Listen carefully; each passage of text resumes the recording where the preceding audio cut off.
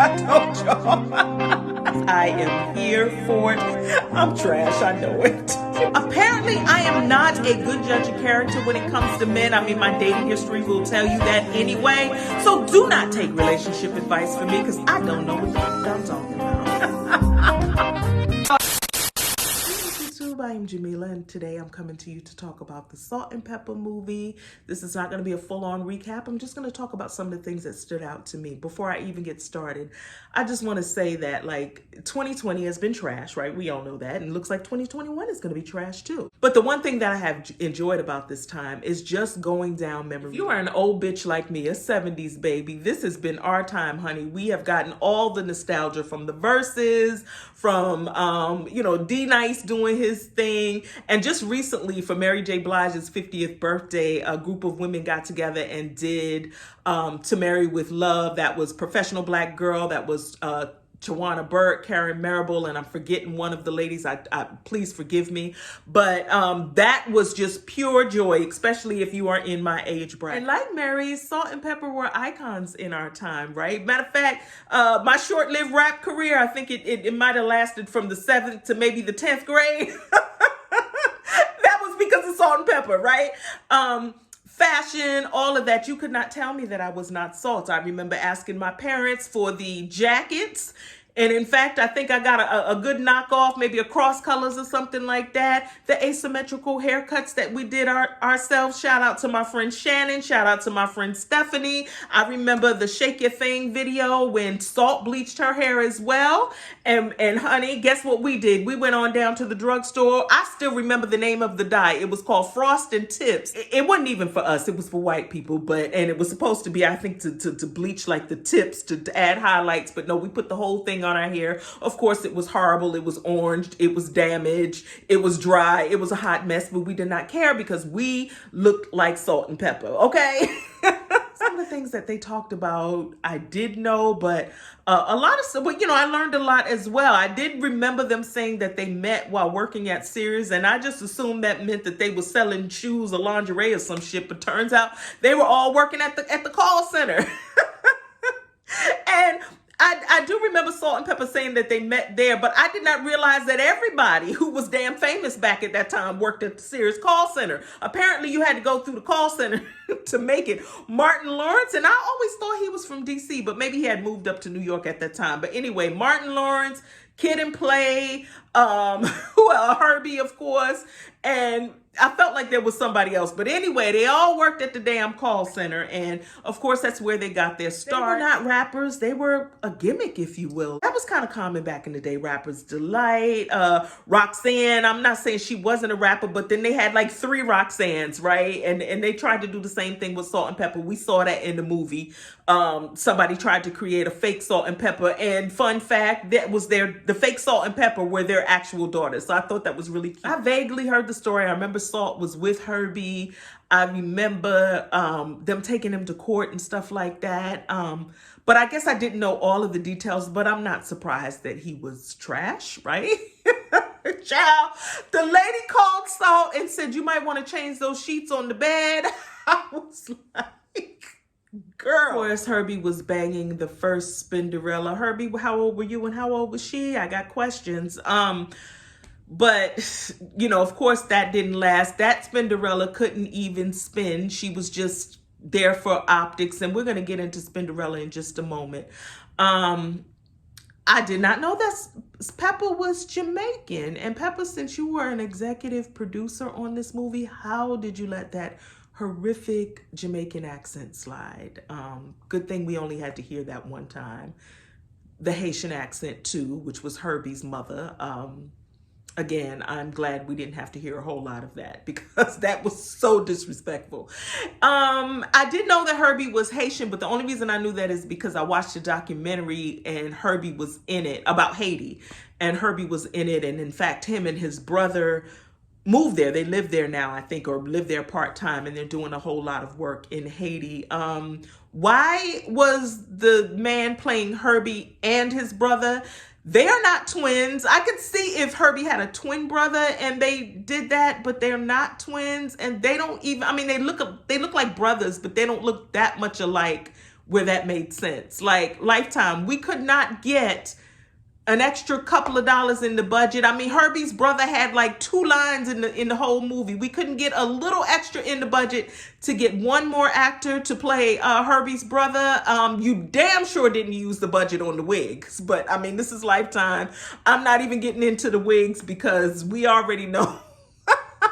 We already know how they get down with the wigs. But anyway, yeah. And I will say, there were some parts of the movie that was confusing to me. I remember there was some back and forth. I even posted about it on Facebook. There was some back and forth about LL Cool J, because they were at a party and Peppa was like, I want to get with LL Cool J. And you saw a quick clip of this guy in a Kango, I guess that was supposed to be LL Cool J, and then she walked over to another guy who also had on a Kango. I guess that was the style back in the day, and he was light skinned, and Peppa was talking to him or whatever, and if you didn't catch it quickly, he said that he was Prince Marky D. So it kind of looked like Peppa was like, that guy was supposed to be LL Cool J, but it wasn't.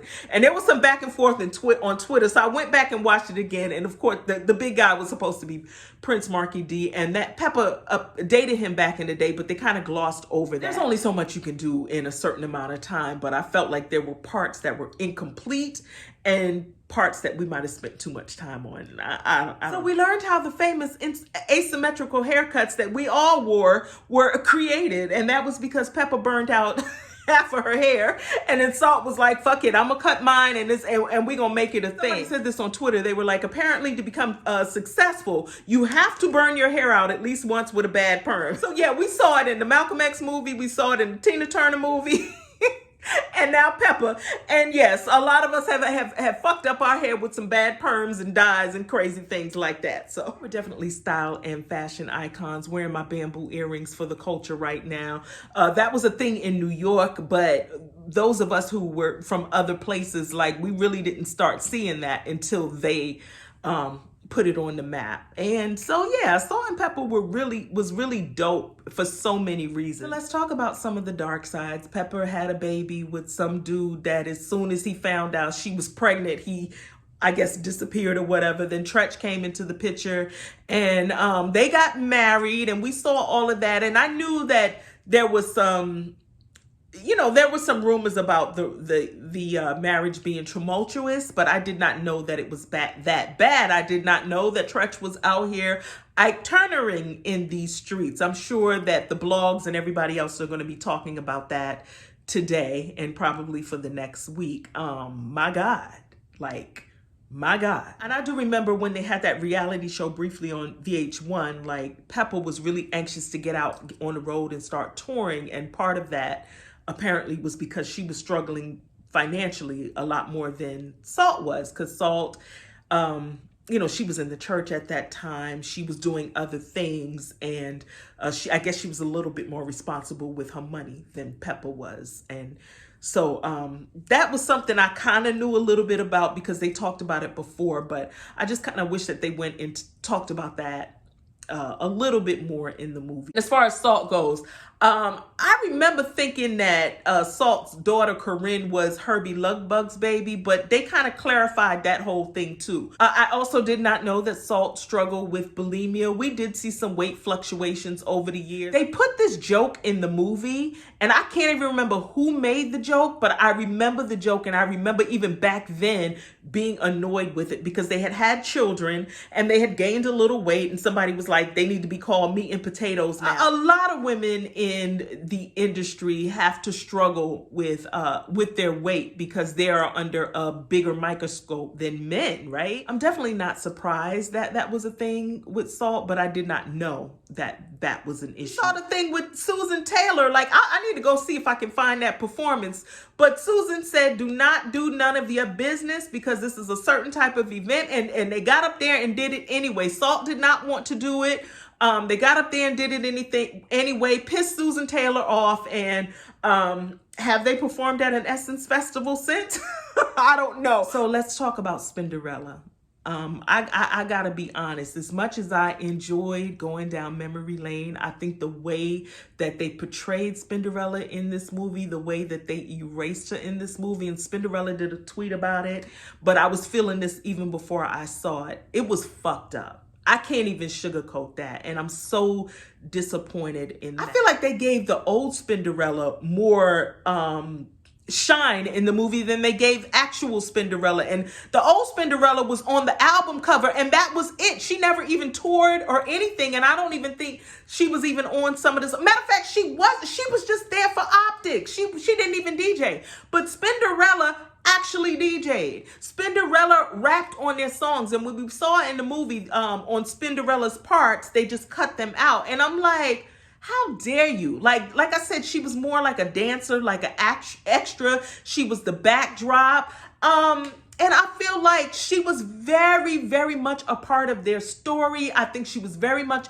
a part of the things that they were going through with their men, with their children, with all of that. She was there. So to cut her out of the movie because you guys had differences, and Salt-N-Pepa, Cheryl and Sandy, you guys had differences, and you managed to come together and get past those things so that you could create this movie. I mean, even though you fired Spinderella, to not reach out to her and ask her, because Spin said that, according to her tweets, like she was like to leave her completely out, to not give her anything. So to me, that says she was willing to be a part of this movie. But as much as I love and respect them for what they have done for the industry, I cannot overlook this. Say that, I've been in bands and I've experienced band drama on a very small scale. We ain't nobody, and ain't nobody doing no movies about us, but I know how hurtful and ugly those things can get. But there would be no way